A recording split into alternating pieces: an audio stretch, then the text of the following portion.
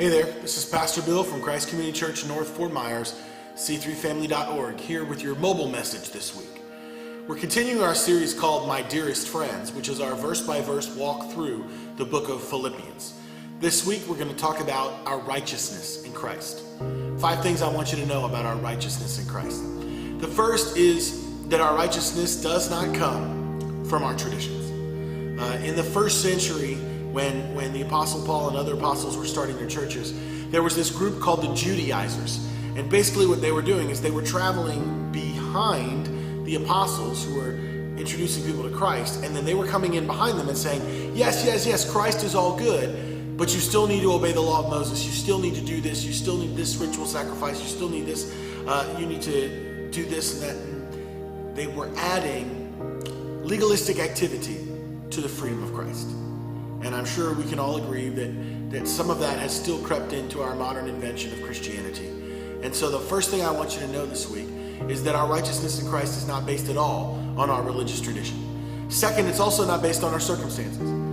Paul went on to say that, you know what, if I were to brag about my circumstances, then I'm great. I'm a Hebrew of Hebrews, born in the tribe of Benjamin, a Pharisee, the son of a Pharisee.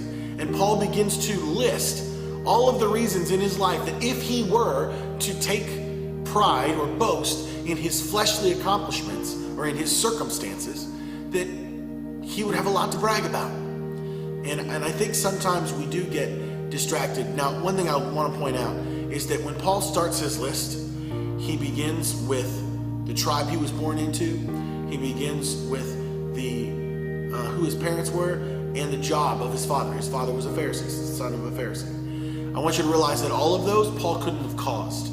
When Paul starts his list of how righteous he was, he started with things that he could not even take credit for, but that he was just born into a circumstance that gave him the opportunity to become, or in what other people's eyes would have been, righteous.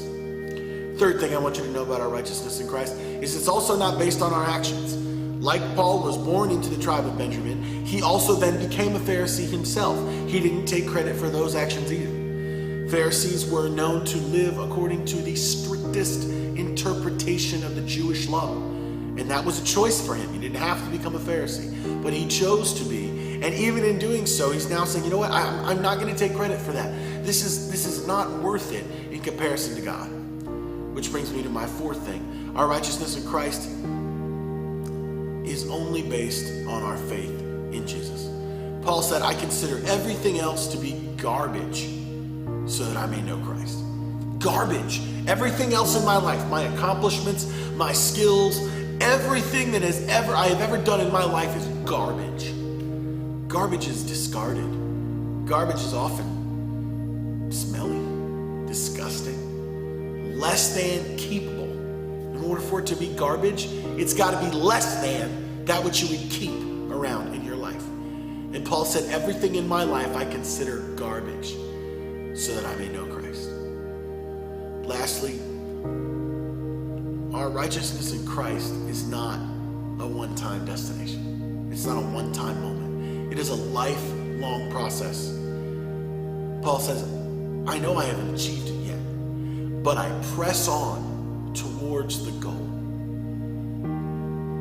In theological terms, we call this sanctification. The point of salvation is a moment, but the goal of sanctification is a lifelong process.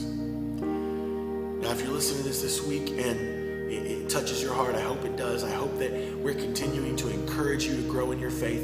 If we can do anything for you, especially if you have some needs that we can pray for, our prayer team is ready to pray for you. I'm ready to pray for you. Please go to our website, c3family.org. Go to the bottom of the page and just send me an email and let me know how we can pray for you. All right, we'll see you next week.